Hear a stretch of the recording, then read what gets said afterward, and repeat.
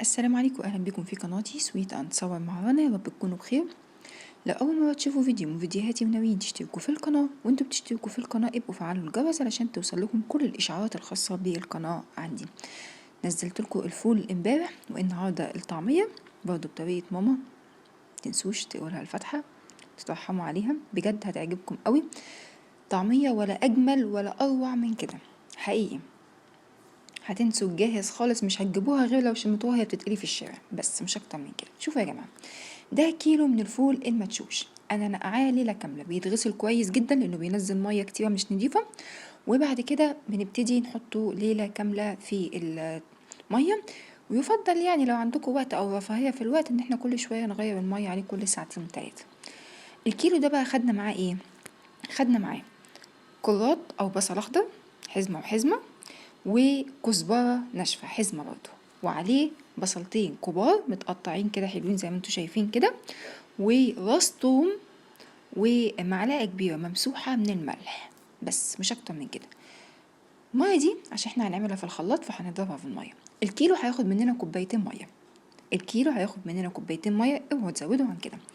انا خدت حوالي ربع كوباية كده، ضربتها الاول في الخضار، الكزبرة والبصل والحاجات دي كلها كده ضربتهم مع بعض، وبعد كده هبتدي انزل الفول بتاعنا المدشوش حبة حبة. اضربوا حبة ووقفوا، وزودوا تاني، اضربوا حبة ووقفوا. هتحتاجوا بقى مية، حطوا حبة، اوعوا تزودوا عن كوبايتين. انا بقولكوا اهو على المقادير المظبوطة جدا جدا بإذن الله.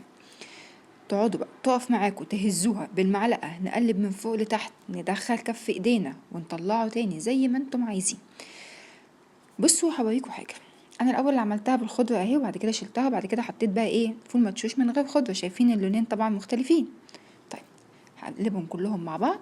هجيب مصفى زي اللي انتوا شايفينها دي، وهحط تحتيها حاجه، وهسيبهم شويه يصفوا الميه بتاعتهم. شايفين طبعا الفرمه عامله ازاي؟ ما تسيلوهاش، اوعوا تسيلوها. الفرمه شايفين عامله ازاي؟ خدتش معايا غير كوبايتين ميه بالظبط زي ما بقول لكم. هعجنهم بقى كلهم مع بعض، وهبتدي بقى ايه اسيبهم تحت المصفى اهو بس، واسيبهم بعد حوالي ساعة ونص. انا سايباهم على الجنب في خامة المطبخ، وشغالة بقى في اي حاجة تانية عندي.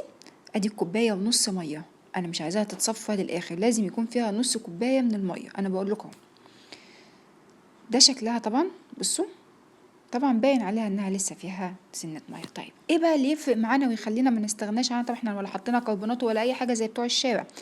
مضرب البيت. بصوا شايفين العجينه قد ايه بتاعه الطعميه، وفي شايفين الفرق قد ايه فاضل ما بين الحله اللي انا حاطه فيها وما بين العجينه. بصوا لما ضربتها بقى بالمضرب البيت، شايفين الشكل بقت عامله زي الكريم شانتيه كده، يعني الفوليوم فيها عالي، الهواء داخل فيها عالي، فاهمين؟ بصوا شايفين؟ تفتكروش ان هي مسيله؟ سيبكم من ده عشان مطرح الضرب دلوقتي، بس احنا هنسيبها تهدى دلوقتي وهنقليها. انتوا شايفينها في اول الفيديو. بصوا شايفين الجمال؟ مضرب البيت ده هو اللي عمل الحوار ده كله، هو ده اللي فرق معانا، خلاها يدخل فيها الهواء. طيب انا بقى طبعا صراحه انا في نفس اليوم ما كانش ينفع ناكل منها، يعني ما كانش عندي وقت، يعني كنت خارجه، عملتها وسبتها في التلاجة، وبعد كده جيت حطيتها في الفريزر. وده بعد حوالي اسبوع او 10 ايام من حطيتها في الفريزر. شايفين؟ لا لونها اتغير ولا اكسدت ولا حاجه. وده بسبب ايه؟ بسبب ان الخضار بتاعها كان مظبوط جدا، مش مزودين، هي حزمه وحزمه بس. الضربه بتاعتها كويس جدا.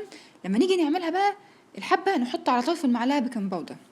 بيكنج باودر ربع يعني حرفها كده، حرفها، وتقلوا بقى وبالهنا والشفا. شايفين الجمال؟ والله يا جماعه القرمشه والطعم فوق الخيال بجد. لو عجبتكم ما تنسوش تقولها الفتحة.